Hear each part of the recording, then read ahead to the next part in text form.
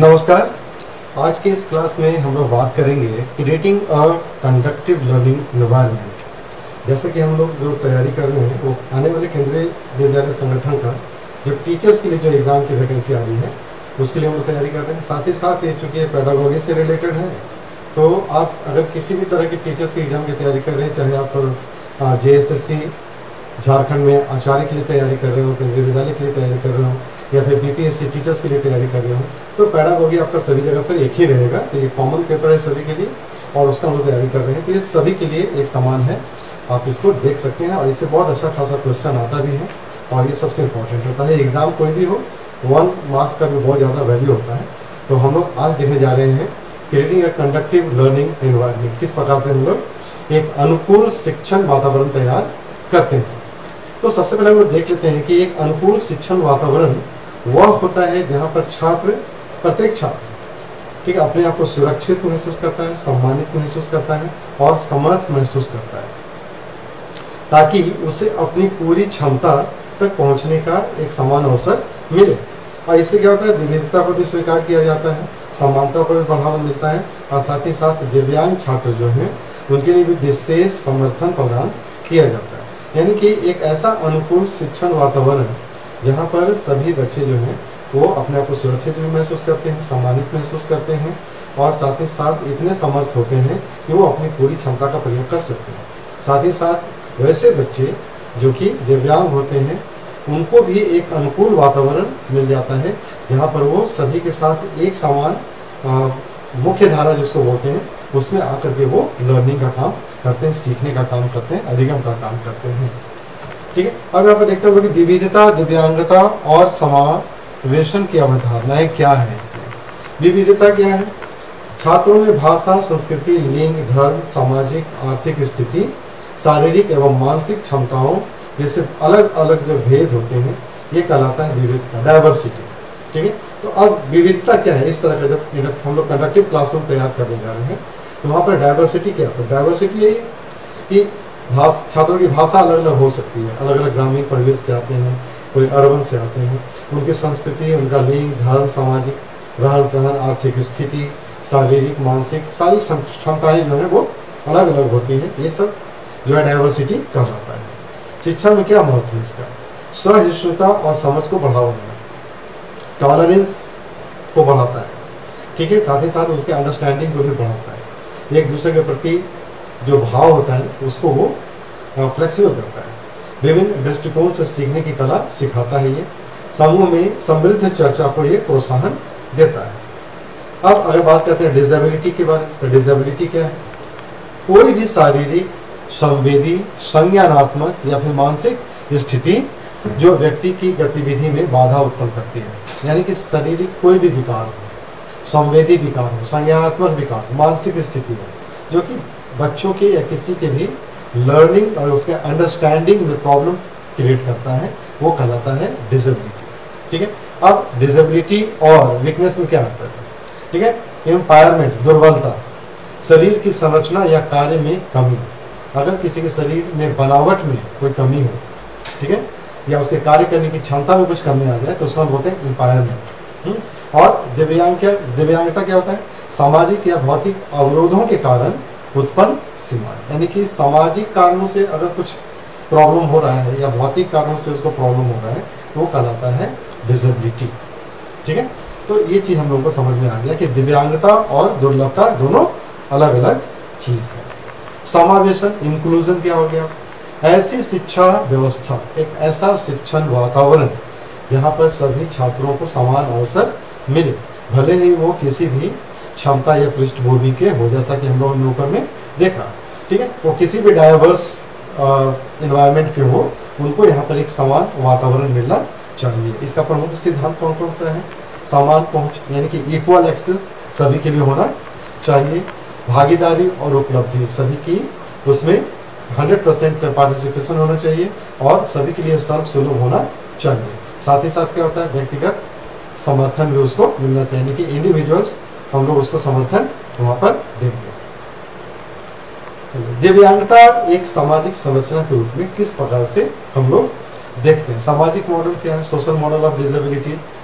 यह मानता है कि दिव्यांगता व्यक्ति में नहीं बल्कि समाज द्वारा बनाई गई रुकावटों में होता है, इंसानों में नहीं होता है। समाज जो बनाता है, रुकावट बनाता है, चाहे वो भेदभाव के रूप में हो या किसी और चीज़ के रूप में हो, ठीक है। तो मुख्य अवरोध क्या क्या होता है? भौतिक बाधाएं होती हैं, सामाजिक पूर्वाग्रह होता है इसमें, और नीतिगत सीमाएं होती हैं। ये सब क्या है? सोशल मॉडल ऑफ डिसेबिलिटी है जो बनाते हैं खुद से, सोसाइटी बनाती है इसको। और शिक्षण में निहितार्थ क्या है?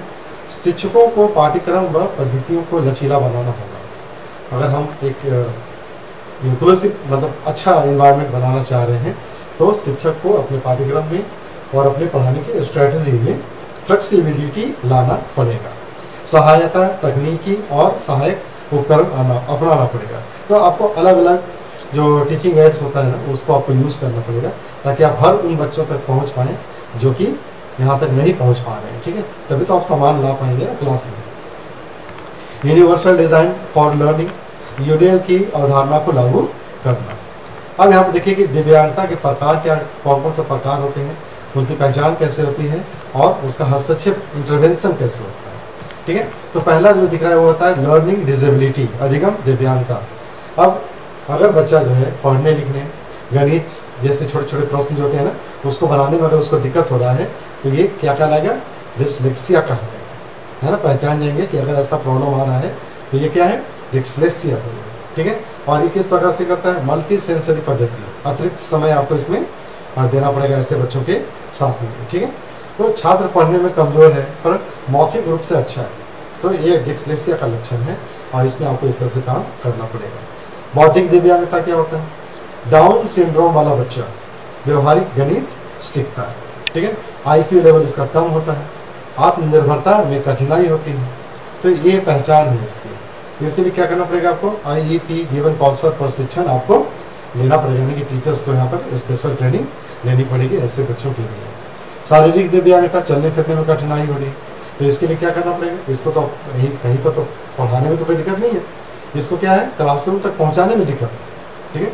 तो इसके लिए आप क्या करेंगे? स्कूलों में रैंप बनाते हैं हम लोग, ठीक है। उसको जाने के लिए व्हील चेयर है या फिर कुछ भी है जिससे कि वो क्लास तक पहुँच पाए, तो इस तरह से हम लोग उसके लिए बनाते हैं और उसके लिए विशेष कुर्सी का व्यवस्था करते हैं ताकि वो वहाँ पर अच्छी तरह से क्लास में वो बैठ सके, कंफर्टेबली काम कर सके। दृष्टि बाधित, विजुअल एम्पायरमेंट, देखने में कठिनाई होती है, ठीक है।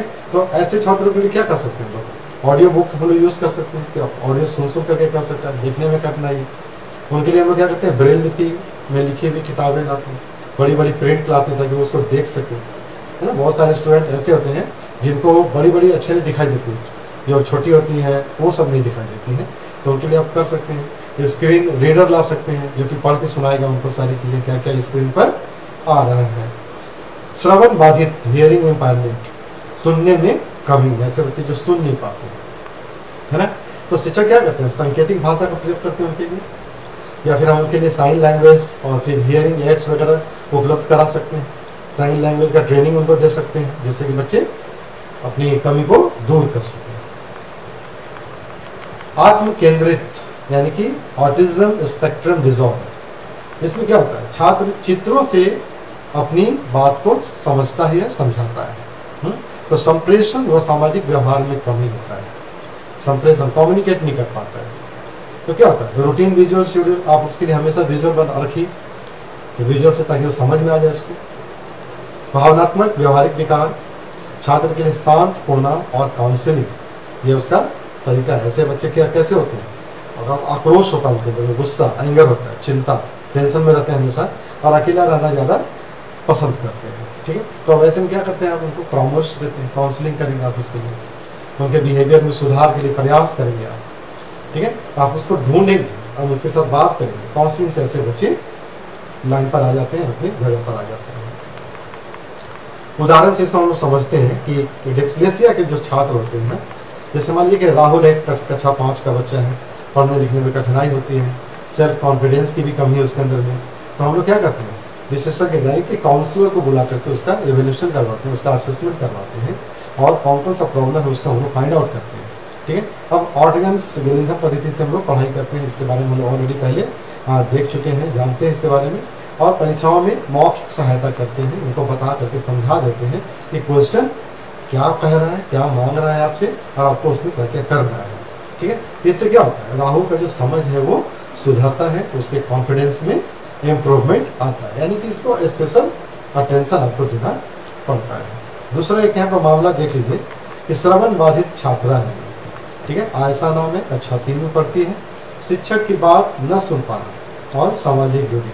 अब क्या होता है, पीछे बैठती है, टीचर्स की बात भी नहीं सुन पाती है और क्लास में सोशल भी नहीं है। तो क्या होता है, क्लासरूम में हम लोग क्या करेंगे, लाउड स्पीकर यूज़ करेंगे, स्पीकर यूज़ करेंगे ताकि बात वहाँ तक पहुँच पाए, लास्ट कोने तक पहुँच पाए, अंतिम बच्चे तक पहुँच पाए। और हम लोग शिक्षक को क्या चाहिए, साइन लैंग्वेज से भी हम लोग समझा पाएँ, यानी कि बोलते समय साइन लैंग्वेज भी यूज़ करें।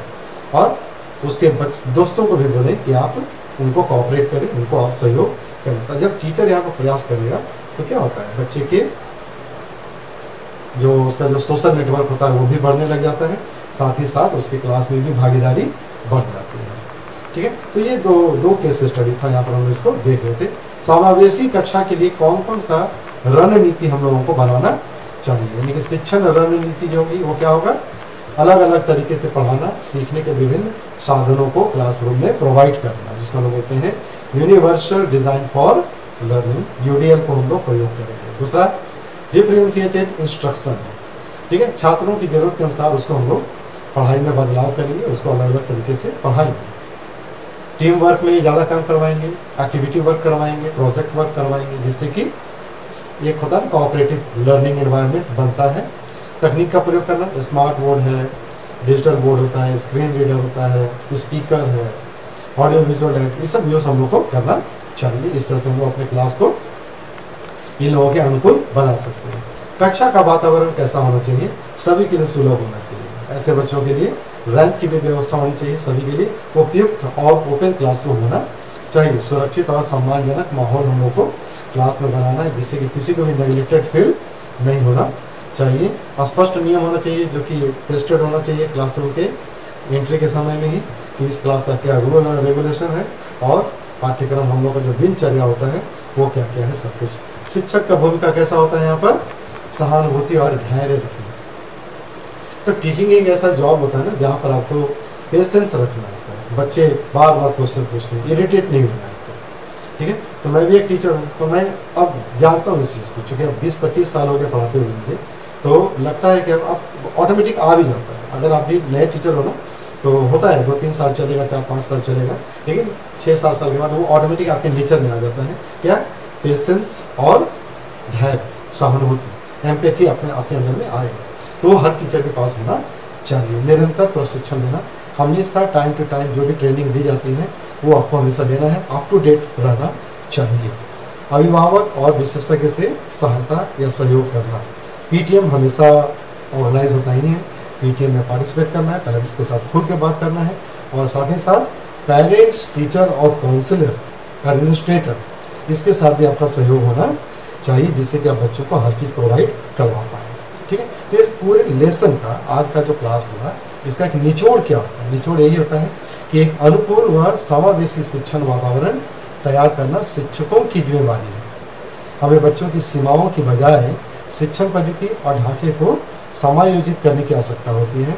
समावेशी शिक्षा के जरिए हम क्या कर सकते हैं, ना बच्चा सीख सकता है, हर बच्चा वो न केवल सीखेगा बल्कि एक्सीलेंस को भी अचीव करेगा। तो जब आप समावेशी वातावरण प्रोवाइड करेंगे बच्चों को, तो ऑब्वियसली बच्चा आपके क्लास में इंटरेस्ट लेगा, पढ़ेगा, समझेगा और आपके साथ हमेशा इंटरेक्ट करने की कोशिश करेगा। तो उससे क्या होता है कि बच्चे का सेल्फ कॉन्फिडेंस अपने आप बढ़ता है, उसका लर्निंग जो कैपेसिटी है वो अपने आप बढ़ने लग जाता है।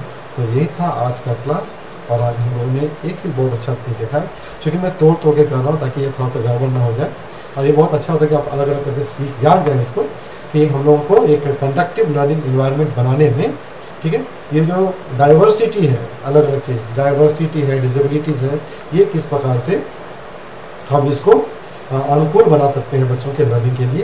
तो ये आज का टॉपिक था। नेक्स्ट टॉपिक में हम लोग देखेंगे कि कंडक्टिव लर्निंग इन्वायरमेंट में किसी और जो अलग जो आपका जो है उसका हम लोग जो भी मतलब कि जो फैक्टर्स हैं उसका क्या रोल होता है, उसको हम लोग देखेंगे अगली क्लास में। क्लास अगर अच्छा लग रहा हो तो ज़रूर इसको लाइक कर लीजिएगा, सब्सक्राइब कर लीजिएगा। नए हैं आप तो जाते जाते एक बार सब्सक्राइब बटन पर क्लिक भी कर लीजिएगा, जुड़े रहिएगा और कुछ कुछ पूछते हुए रहिएगा।